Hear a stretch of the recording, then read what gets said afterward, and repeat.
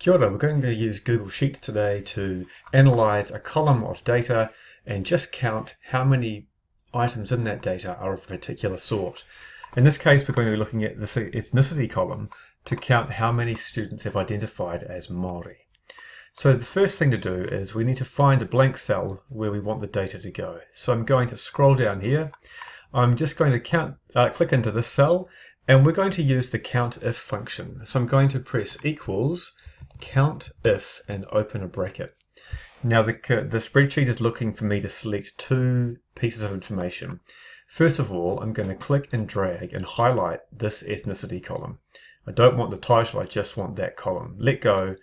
Now I press comma, and it's waiting now for the second piece of information, which is within that set of data, what am I trying to count? So I'm trying to count within that column how many Māori students there were. So I'm going to select a cell that already says Māori, which is any of these. I'm going to choose that one, close my bracket and hit enter. Now back down here in my cell, it's counted in that column 54 students identified as Māori. So I might just put next to that Māori, and then I can see there were 54 students.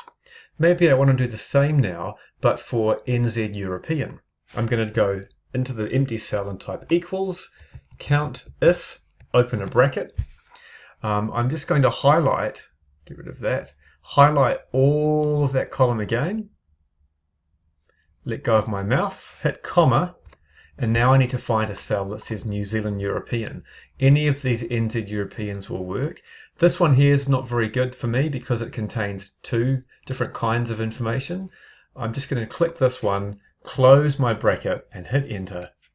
And so there were this many European students identifying themselves, 132 NZ European students. So when you use the countif function, just open a bracket, highlight your data, hit comma, then select the one item you want to measure and close your bracket, and you're good to go.